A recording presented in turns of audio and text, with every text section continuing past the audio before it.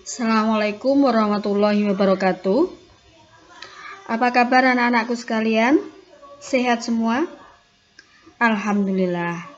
Semoga kalian tetap sehat dan semangat untuk tetap belajar terus.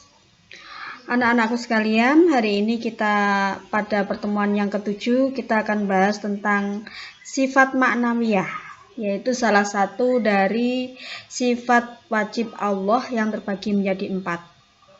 1. Nafsiyah, 2. Salbiyah, 3. Ma'ani, 4. Maknawiyah. Sifat maknawiyah adalah sifat-sifat yang berhubungan dengan sifat-sifat ma'ani atau merupakan kelanjutan dari sifat-sifat ma'ani. Jadi sifat maknawiyah adalah penguat sifat-sifat ma'ani. Jika sifat ma'ani jumlahnya 7, maka sifat maknawiyah jumlahnya juga ada 7. Sifat maknawiyah tidak dapat berdiri sendiri, sebab setiap ada sifat ma'ani tentu ada sifat maknawiyah.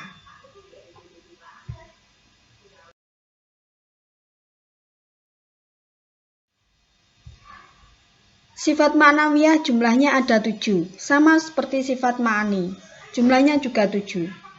Apa saja itu?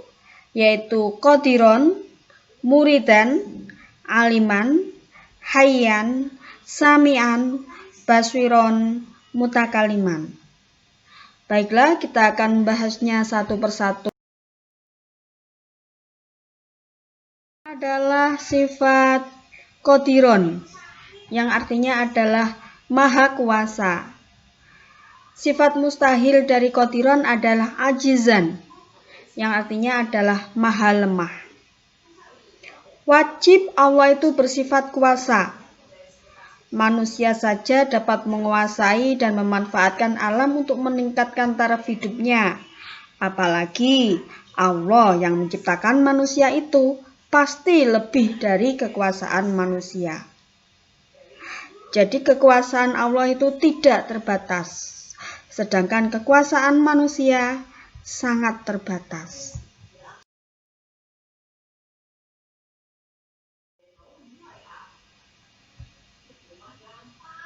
Adapun dalil yang menyatakan bahwa Allah itu maha kuasa adalah surat Al-Baqarah ayat 20 yang artinya sesungguhnya Allah itu berkuasa atas segala sesuatu. Ambil contoh. Jika ada tanah atau bumi dalam keadaan tandus, lalu ketika hujan diturunkan kepadanya, kemudian tanah itu menjadi subur, serta bisa menumbuhkan berbagai macam tumbuh-tumbuhan yang indah, itu semua adalah karena kekuasaan Allah. Atau jika terjadi hujan, kemudian tanah itu tidak berubah sama sekali, tetap tandus, tidak berubah jadi subur, itu juga karena kekuasaan Allah.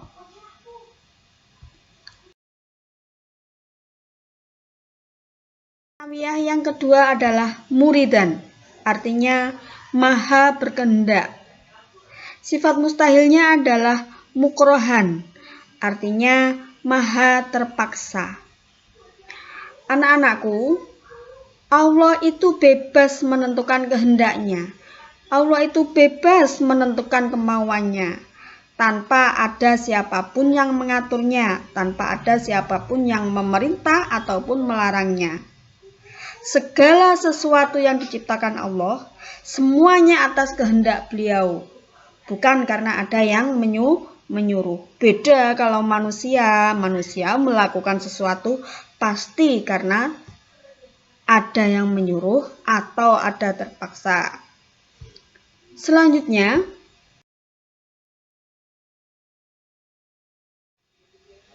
sifat selanjutnya adalah aliman, yang artinya maha mengetahui. Lawannya adalah jahilan, artinya adalah maha bodoh. Wajib Allah itu maha mengetahui, dan mustahil Allah itu maha bodoh. Allah mengetahui segala sesuatu baik yang tampak maupun yang tidak tampak. Allah mengetahui apa yang ada di dalam hati kita yang belum kita ucapkan. Allah bisa melihat apa, mengetahui apa yang kecil maupun yang besar. Apa yaitu makhluk gaib dan makhluk yang kecil tidak kelihatan. Semuanya bisa diketahui oleh Allah. Karena apa? Karena Allah itu mengetahui. Sifat ma'nawiyah selanjutnya yakni hayyan, artinya maha hidup. Lawannya adalah mayyitan, artinya maha mati. Allah itu hidup dengan sendirinya, tidak ada yang menghidupkan. Allah adalah zat yang hidup dan mustahil Allah itu mati. Hidupnya Allah tidak sama dengan hidupnya manusia atau binatang. Allah itu hidup tidak memerlukan sesuatu. Contohnya manusia. Manusia kalau butuh hidup, butuh makan, butuh oksigen, butuh sinar matahari. Tapi Allah tidak memerlukan semuanya itu. Allah hidup sebagaimana ia ada tanpa didahului oleh tidak ada atau tidak hidup. Dan hidupnya Allah tanpa berkesudahan, tidak ada akhirnya. Jadi Allah itu mustahil mati.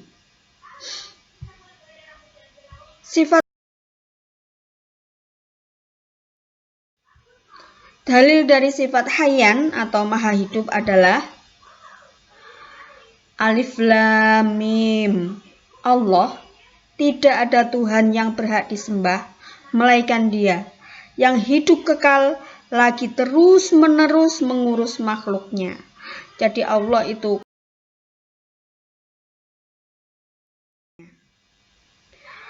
sifat selanjutnya yakni sami'an, artinya maha mendengar. Lawannya adalah samamun, artinya adalah maha tuli. Mustahil Allah itu tuli. Allah itu adalah zat yang maha mendengar. Mendengar apa yang ada di langit, apa yang ada di bumi. Pendengaran Allah itu tidak ada batasnya. Beda kalau manusia. Manusia kalau ada suara pelan saja dia butuh alat pengeras suara. Ya kan? Allah tidak membutuhkan alat apapun untuk mendengar sesuatu yang tidak jelas, sesuatu yang samar. Beliau adalah zat yang maha mendengar.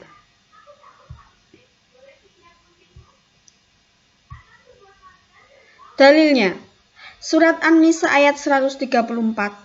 Dan Allah maha mendengar lagi.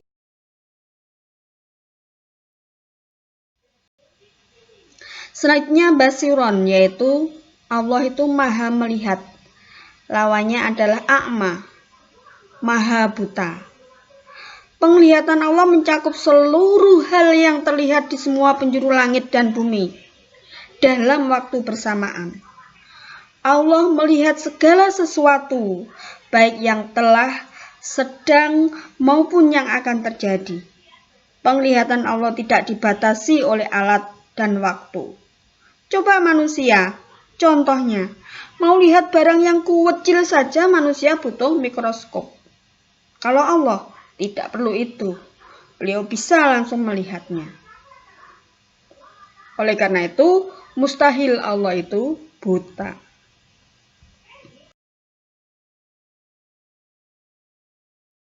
Selanjutnya, yaitu mutakalliman, artinya maha berfirman. Lawannya atau sifat mustahilnya adalah abakamu, maha bisu. Allah berfirman berbeda dengan kata-kata makhluk yang diciptakannya. Allah berkomunikasi dengan hamba yang dikehendakinya. Allah berkomunikasi dengan bahasanya yang disebut kalamullah. Jadi bukti bahwa Allah itu adalah berfirman atau maha berfirman itu adalah adanya Al-Quran. Jadi Al-Quran itu adalah bersih firman-firman Allah yang diturunkan kepada para nabi dan rasulnya. Baiklah anak-anakku sekalian, Selesai. Sekarang kita menuju ke sifat yang terakhir dari Allah. Bagian sifat yang terakhir Allah adalah sifat jais Allah. Jais itu artinya adalah boleh, bebas, wenang. Sifat jais Allah ada satu. Apa itu? Fi'lu kulli mumkinin au tarkuhu. Yang artinya adalah memperbuat sesuatu yang mungkin terjadi atau tidak memperbuatnya. Jadi Allah itu mempunyai sifat jais, sifat yang boleh ada dan boleh tidak ada pada Allah. Ambil contoh, ada orang yang sakit, dia berusaha berobat ke rumah sakit. Nah, ini Allah bebas menentukan apakah orang ini nanti karena berobat menjadi sembuh, atau sakitnya tambah parah, atau tidak ada perubahan sama sekali. Semuanya terserah pada Allah. Bebas Allah melakukan apapun. Sifat jais Allah ini ada 3 macam, anak-anakku. Jadi satu, kebebasan untuk mencipta atau tidak mencipta sesuatu. Yang kedua, kebebasan mengatur semua makhluk ciptaannya.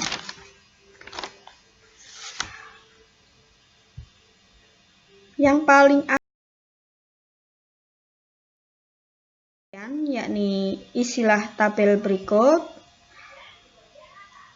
tentang sifat maknawiyah, mulai dari arti dari masing-masing sifat, kemudian sifat mustahilnya, artinya serta dalilnya, surat apa, ayat berapa. Oke.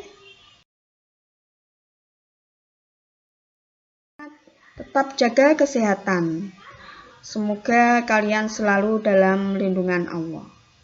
Akhirul kalam, wassalamualaikum warahmatullahi wabarakatuh.